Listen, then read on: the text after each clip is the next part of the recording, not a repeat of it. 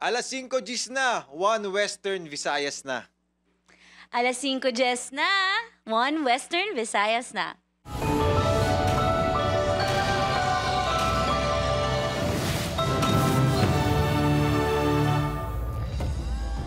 Mga balita nga atong tutukan subong nga Webes, 94 sa 180 ka barangay sa Iloilo City, gindeklarar sang DILG nga drug cleared gani pagpasanyog sang badak ginaduso. Masobra 5 million pesos nga balor sa suspected shabu na recover sa duwa ka separado nga buy-bust operation sa Iloilo City. Tatlo nga na-aresto ginahibalo kon konektado sa dako nga drug group. Rider patay sa makabunggo sa steel pipe nga karga sa tricycle nga nagapaliko sa piyak nga lane sa Tigbawan, Iloilo. Samtang sa Pototan, isa pa ka rider patay sa makabunggo sa nagapaliko nga pick-up. Mga nagapakalimos kag nagapangaroling nga kabataan ginapang rescue sang Anti-Mendicancy Task Force sa Bacolod City, LGU. Palyado nga linya sang kuryente ginapatian gintunaan sang sunog sa Lanit Haro sa Iloilo City. Samtang sa Bacolod, 4 ka balay ginlamon man sang kalayo. Kag Malabatanes Fields may eksperyensya sa pagpadulong sa pinasay nga lugar sa Miagaw, Iloilo nga ginatawag buklod. Ini ang GMA Regional TV, 1 Western Visayas. Mayong hapon, ako si Gertrude Charlatan. Masobra 5 milyones pesos nga balor sa suspected shabu na recover sa duwa ka separado nga buy-bust operations. Mga nadakpan sa operasyon ginahibalo sa kapulisan kon konektado sa dako nga drug group sa Iloilo City. Si Zen Kilantang Sasa nakatutok live sa Barangay East Baluarte, Molo, Iloilo City. Zen?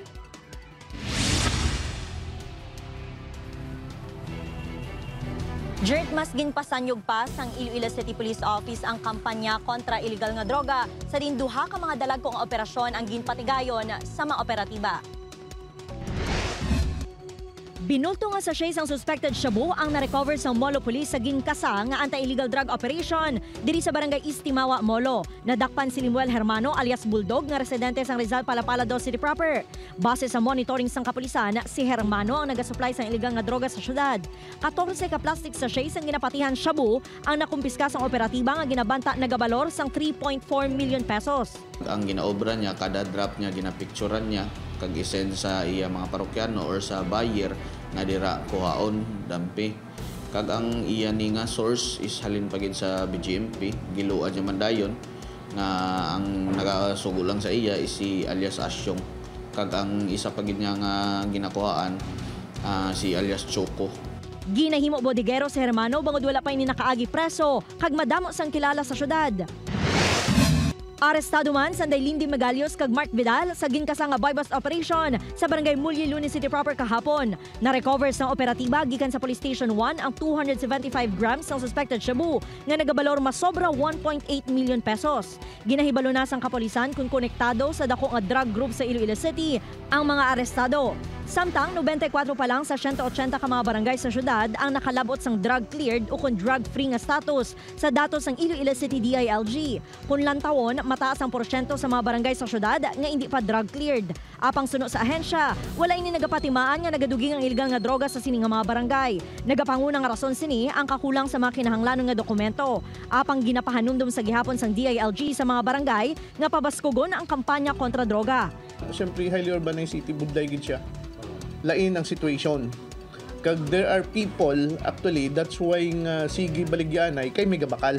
Aminado man si Lim nga may mga impormasyon nga nakalabot sa iya talatapana kaangot sa pila ka mga barangay official nga ginapasuni na gabaton sang payola sa mga durugista. Ang problema, wala man sang ginapresentar nga ebidensya. Isang barangay Malipayon delegado nga hindi pa drug cleared. Ginatudlo nga rason sini amo nga wala pa makapaidalom sa rehabilitasyon sa Balay Silangan ang ilang mga tokhang surrendery. Wala kuno sa nagaduso sang iligang nga droga sa barangay apang mayara nga mga runner. Wa sa ibang guro nga intra pati na pandaman naman namon.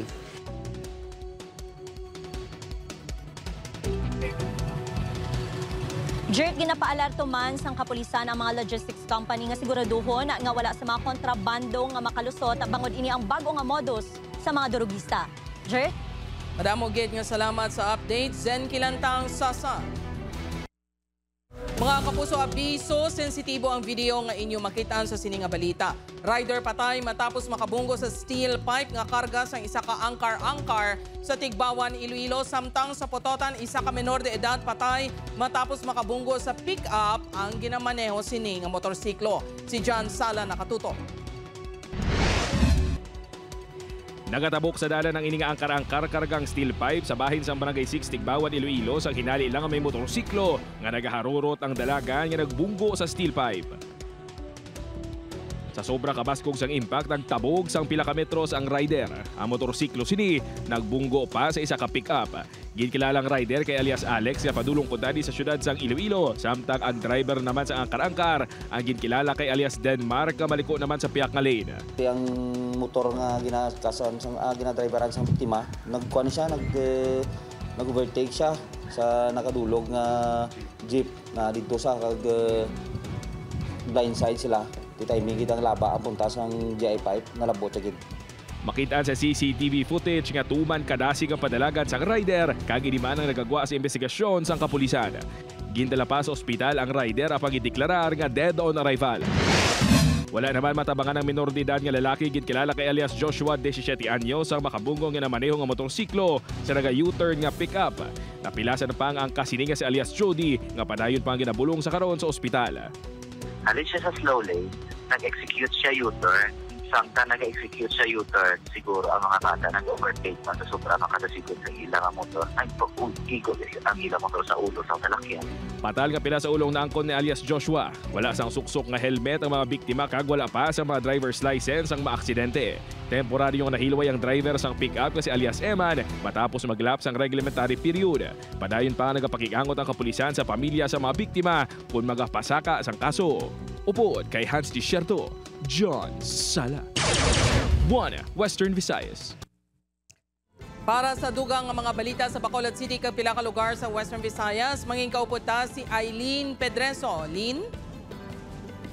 Madamo nga salamat, Jert. Mga nagapakalimos kag nagapangaruling nga kabataan, ginapang rescue sang Anti-Mendicancy Task Force ng Bacolod City LGU. Yaring balita nga atong gitutukan. Diri na sa Dalan Lacson sa Bacolod City nagatiner ang 10 anyos nga si alias Toto. Diri na ini nagakaon kag nagatulog kun gabi. Sa barangay 10 gid ini kuno nagapauli sadto, pero wala na ini sang ginikanan. Rason nga naggiho-iho kag nagapakalimos. Pagkaon. Makapagkaon. Eskwela ka para? Si Boy naman sa edad nga 8 anyos, imbis nga mag-eskwela, nagapangayo-kayo para makabulig sa pamilya. Huwag na sila obra. Igadalan. Nabakal pagkaon. Bakal gatas sa kunahon. Ang kaangay ng Dayboy kag Toto ang pilalang sa ginatutukan sang Anti-Mendicancy Task Force ng LGU.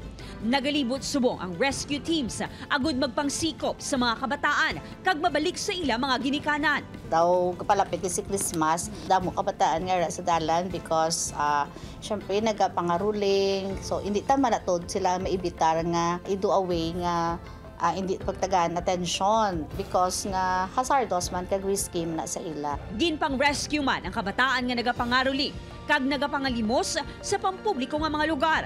Sa Bacolod City Plaza, mas sobra 30 ka mga kabataan upod ang ilang mga pamilya ang gin-rescue man sa LGU. May mga kabataan na nga ginbalik sa ila barangay, samtang ang iban nga wala gid sang pulian upod ang ila pamilya. Plano nga hatagan sang nagkaigo nga bulig agud makaumpisa sa normal nga pagpangabuhi. Ang isa ka bata kung nagdako sa street and ang iya family is ara man sa street, hindi ta na sila din dali-dali bala ma-pull out. Although they have their home, may balay man sila kada respective barangays, pero kay much of it though amuna nang ilang way of living. Ginatagaan taman sila sang training, orientation, livelihood assistance. Ginapanumdom sang DSSD sa mga luyag magbulig nga imbis kwarta, mas maayo nga pagkaon na lang ang ihatag sa ila. Upod kay Reynald Castillo, Eileen Pedraso. 1 Western Visayas. Mga kapuso, separado nga mga insidente sang sunog nagluntad sa Iloilo City kag Bacolod City kagabi. Pito tanan ka mga balay ginhalitan sang kalayo. Ini ang gintutukan ni Julius Bilacaon. Wala gid masalbar sa nagresponder nga mga bombero ang balay nga ginapanagiyahan ni Marjorie Po sa Lanit Haro, Iloilo City. Matapos sina nasunog pasado alas 6 kagabi. Base sa pagpangusisa sang BFP, wala na ginatiniran sa mga tagiyang balay. Ang kalayo ang ginapatihan nga nagsugod sa palyado nga linya sang kuryente. Apisar wala man ginadula ang posibilidad nga inang ginhungod. Nakagather na kami evidences regarding sa sunog to kagabi. Tapos naman sa chemical kag electrical analysis ginaulat na naman ang results. Partially damaged man sa sunog ang duha ka tupad balay sa mga po nga ginapanagiyahan sang pamilya Paderes kag Favor. Naglabot naman sa 105,000 pesos ang kahalitan nga gintuga sang insidente.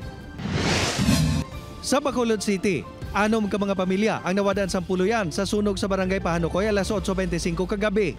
Kalabanan sa mga gamit sa mga biktima, wala gid masalbar bangod sa madasig nga paglaptas ang kalayo.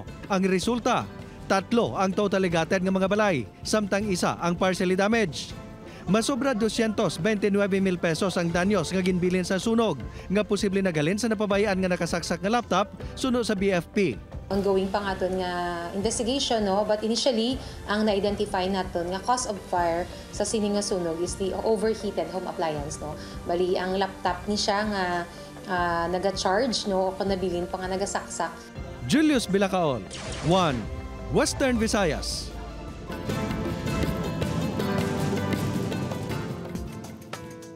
Mga kapuso, stress ka na bala kag kinahanglan sang break para mag-recharge? Perfect na ang bagong atraksyon sa Buwanwa sang Yagaw, Iloilo. Ang ginatawag Little Batanes nga buklod at lagawan upod kay John Sala.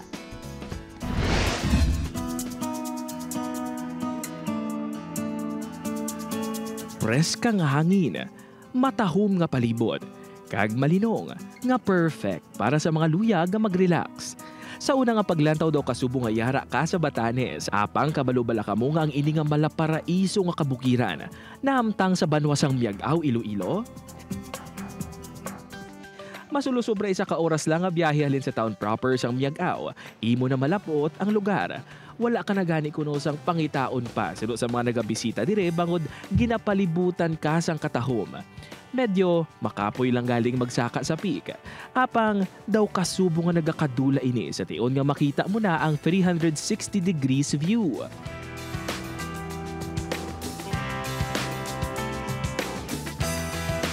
Mga kapuso, worth it ang biyahe padulong diri sa Buklod bangod 360 degrees, perfect view gid bisan din ka magtulok gani sa mga gusto mag-relax while enjoying nature. Kadto na kamo dire sa Buklod sa Banwa sang Miagaw. Sang una ginalabay-labayan lang kuno sa mga turista ang lugar kung magkadto sa tinagong dagat. Apang halin sang may pila ka mga nakatalupangod sa katahom sa lugar, amat-amat na nga ginakadtuan.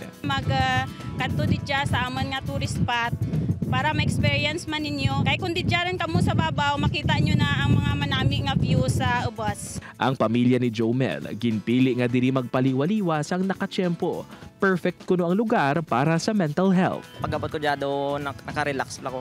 Kay mga stress reliever mo lang, mga dura mo lang. Hindi na kinahanglan pa nga magpalayo. Bango diri mismo sa aton palibot, may lugar nga basi wala mo pa makadtuan. Nga malaparaiso gali ang katahom.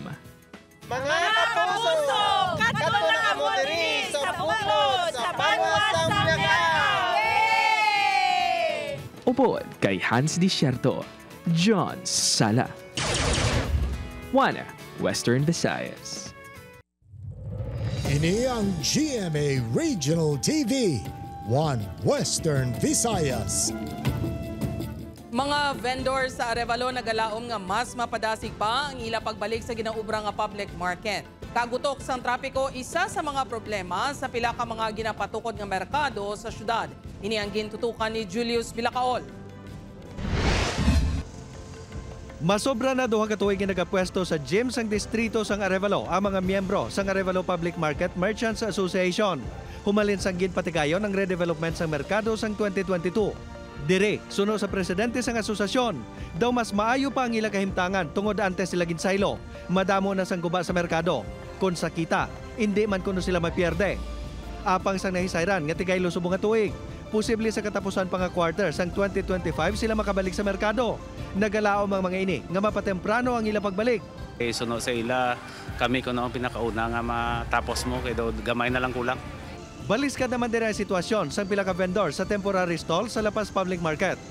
Sa sulod sa masobra, 2 na katuig, humalin sang ginsuguran ang rehabilitasyon sa merkado. Madamo ang nag-aagunto sa kapiyerdihan. Magluwas kuno nga hindi maayo ang ilalokasyon. Wala sa parkingan. Kagtag sa magutok ang trapiko. Pati sila apektado. Mag-traffic, kung pariyo, may halin kami super, may karga kami pasulod, hindi man kadali-dali sulod. Mabulad gid kami sa init Hindi lang sa Lapas problema ang trapiko. Sa mga lugar kung sa di napahamtang ang temporary stall sa Harubig Market, kag sa Iloilo Terminal, kag Central Markets. Problema man ang trapiko nga nagatugas ang perwisyo, hindi lang sa nagapanindahan, kundi pati man sa mga vendor. Aminado naman ang Iloilo City TTMO nga problema ang trapiko sa mga merkado, ilabi na gid kon rush hours. Ini ang ginalauman na, bangod limitado ang kalapad sang dalan, kag madamo pa sang tawo nga nagagawi, apang suno sa head sang departamento. Ini ang ilaman ginatinguhaan nga masolbar. Kung rush hour, may mga tao kita na ginadeploy, no? Pero kung pagka after sang rush hour, we have other deployment, priority deployment. Nahibaluan nga base sa ginpagwang impormasyon sang Iloilo City LGU. Ginalantaw nga sa katapusan pa nga quarter sang 2025 matapos ang Arevalo Public Market. Mga first quarter naman sang 2026, pwede liwat mabuksan ang Lapas kag Harubig Markets. Ang rehabilitasyon sang 3 ka mga merkado, ang gingastuhan sang syudad pinaagi sa loan nga nagdangat sa kapin 1.2 billion pesos.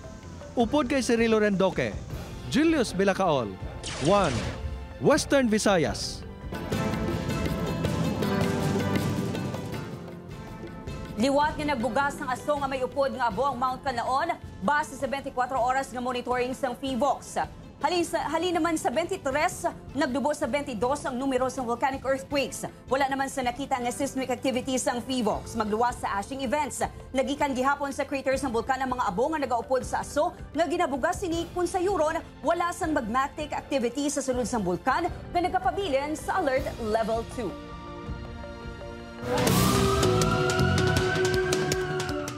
Mga kapuso, 3 ka suspect nga ginatudlo na rape sa 17 anyos nga dalagita ginkasuhan na apang duha sa ila nga menor de edad temporaryo nga gintugyan sang piskalya sa ila ginikanan. Ini ang gintutukan ni John Sala.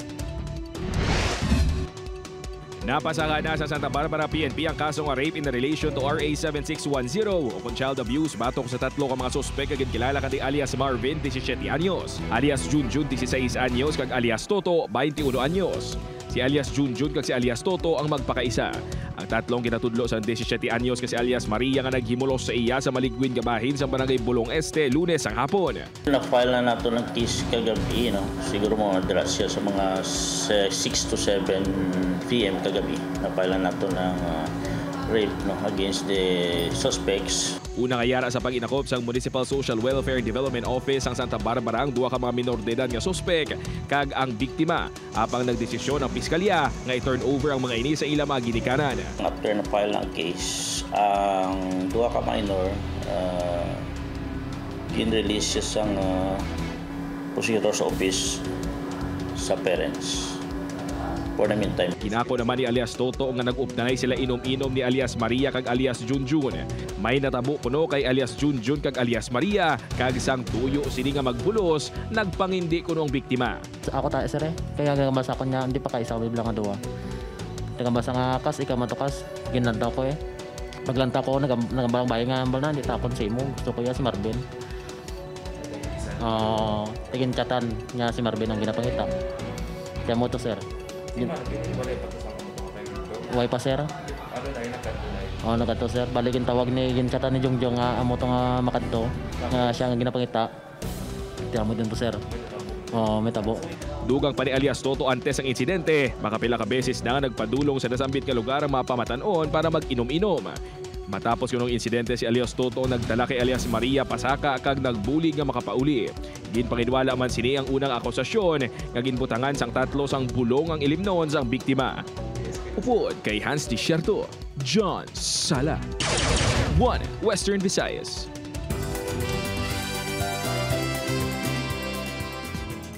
Mga kapuso, Pasko na naman daw kasanulang. Sigurado nga papuno sa spirit of Christmas Ang tagipusoon sa mga taga-Isabela bangod magabisita ang kapuso stars nga sanday Jeric Gonzalez kag John Rex kadungan sang lights on ceremony sang Paskwa sa Isabela. Kilitanay kita mga kapuso sa Municipal Public Plaza sa Biyernes na ina, December 6, 6 p.m. Gani, vamos Isabela!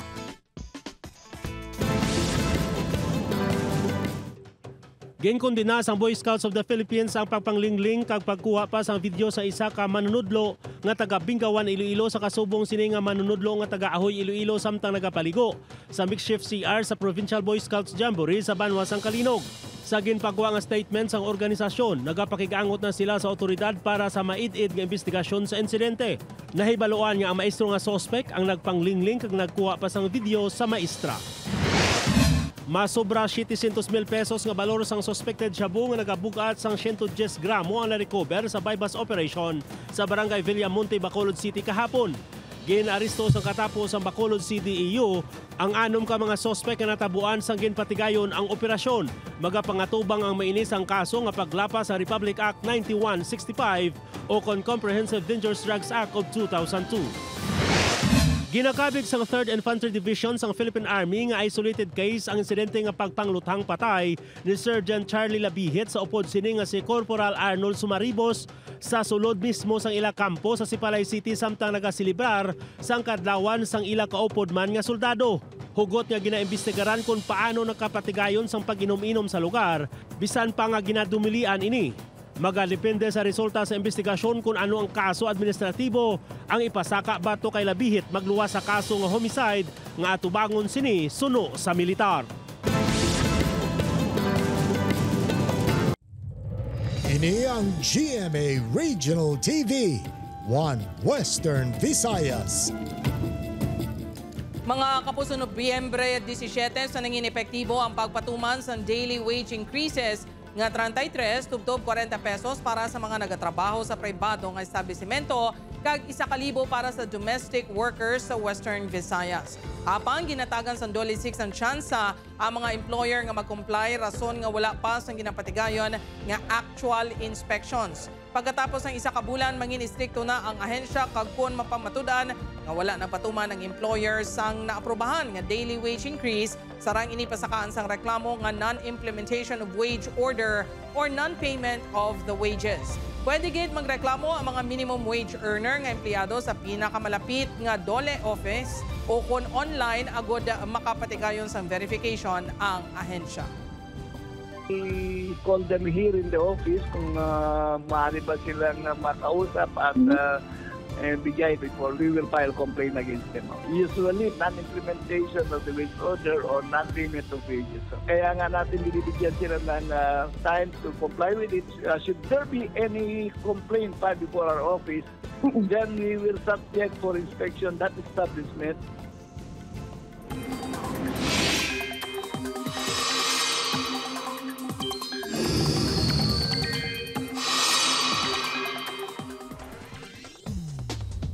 Mga kapuso, kumpara sa mga nagligan nga adlaw, mas damo nga lugar ang maka-eksperyensya sa pag-ulan bangod sa nagkalain-lain nga weather systems. Amihan, shear line, kag Intertropical Convergence Zone kung ITCZ ang magatugas ng pag-inulan sa dako nga bahin sang pungsod. Sa datos ng Metro Weather, may tsansa sa ulan sa Aklan, Capiz, Iloilo, kag Negros Island Region. Heavy to intense rains ang maeksperyensyahan sa pila ka lugar, gani manginhanda sa posible baha o kung landslide. Posible man ang ulan sa nabiling nga bahin sang pungsod bangod sa localized thunderstorm. Mga kapuso, adlaw-adlaw nga nagapatigayon sang pagpangkakas ng hindi otorisado nga mga tarpaulin kag posters sa Iloilo City and Task Force ASISU. Apang talalupang doon sa gihapon nga madamo pa ang nagakalabilin. Sa paglibot sa news team, may pila ka tarpaulin nga nagakabit pa sa mga poste sa Dungon A. Haro. Sa Mandurriao naman, madamo pa ang wala makakas humalin sa barangay Oñate de Leon, tubtob sa Kalahunan. Halos tanan nga mga tarpaulin kag poster iya sa mga political aspirants sa lokal kag national nga level. Ini ang nakalabot na sa atensyon sang ASISU. Humalin sang nagsugod sa pagpangkakas, nakatipon na ang ASISU sang 869 ka mga tarpaulin kag posters. Wala naman sang nag-claim sa mga ini, amat-amat naman ang mga ini nga ginadispose pinaagi sang pagpanglubong sa landfill sa Kalahunan. sa balat doon kaya kami matuod at may mga magwa nga mga ginpangbulan ni tag 2,500 bilang membership fee. Basta mahulog na sa large scale estafa na pwede pa ginaton ilugar sa mga kaso. Mga kapuso, DOH-6 nagpagwas ang rekomendasyon sa buluthuan, LGU kag nagpreparar sang spaghetti kag tubig, may kang tanan sa insidente sang food poisoning sa Guimaras State University. Ini ang gintutukan ni Kim Salinas. Nagwa sa investigasyon sang Department of Health 6 nga wala nagakaigo ang pasilidad kag kagamitan sang naghanda sang 70 ka kilo nga spaghetti nga ginkaon sang kalabanan nga nabiktima sang food poisoning sa Guimaras State University sang tinalikdan nga semana. Nadiskubrihan man sang ahensya nga ginbutang ang mga pack sang spaghetti sa likod sang pickup nga salakyan sa pag-deliver sa bulutuan. Wala man inigilayon na pagwa sa karton nga posible nagtuga sa pag-moist sang pagkaon. Yung mga gamit niya is pang-home lang talaga. When it comes to sa ginawa niyang na 70, he have to do it batch per batch. So doon pa lang po magkakaroon na po tayo ng problema, especially next sa room temperature. Bangod sini, nagrekomendar ang ahensya sa nagpreparar sang spaghetti nga dapat magsekyar sila sang health card kag sanitary permit. Ginrekomendar man nga dapat siguruhon sa balutuan nga may sanitary permit ang mag-cater sa pagkaon sa dalago nga event sang universidad. Dugang diri, ginahinyo man sang ahensya ang local government unit sa Buena Vista nga magpatigayon sang food safety seminar sa mga food establishment kag kabarangayan. Remind na po na let's be conscious in food preparation para po maiwasan yung mga ganitong incident. Padayon pa nga ginaulat sang DOH-6 ang resulta sang specimen samples, lakip na ang rectal swab nga ginpadala sa laboratorio sa Manila. Ginkumpirmar naman sang sekretarya sang presidente sang GSU nga sa nagligad nga semana pa nakabalik sa pag-eskwela ang mga estudyante nga nabiktima sang food poisoning. Kim Salinas, One Western Visayas. Recruitment kag pagsukot sang membership fees ang nagapakilala nga mga indigenous people sa Pasay City ginapaimbestigahan sang LGU kag kapulisan. Nagwa sa investigasyon sa kapulisan nga nagasukot sang 2,500 pesos ang grupo bilang membership fee. Matandaan nga gindetain ang 17 katawo nga nagpakilala nga indigenous people sa Pasay City Police Station matapos nga natipon o kung nagtipon ng mga ini sa atubang sang Pasay City Hall. Nagpahamtang ang mga ini sang dako nga tarpaulin sa diin ila ginaangkon ang 50 ka hektarya nga duta lakip na ang ginatindugan sa City Hall kag iban pa nga establishmento sa lugar. Napasakaan na sang kaso nga illegal possession of firearms, illegal assembly, alarm and scandal, disturbance, usurpation of real property kag usurpation of authority. Posible madugangan pa ang ipasakang kaso sa mga arestado matapos ang tulid nga investigasyon sang LGU kag kapulisan. Mga kapuso, 27 days na lang, Pasko na. Sa aton mga kapuso diri sa Western Visayas kag subong man sa aton mga kapuso abroad, madamo gid nga salamat sa pagtutok. Mag-isa kita kag hibaluon ng mga balita tungod local news matters. Ako si Gertrude Charlatan, ini ang One Western Visayas, bugos nga puwersa para sa mas dako nga misyon kag mas masangkad nga pagserbisyo sa pungsod.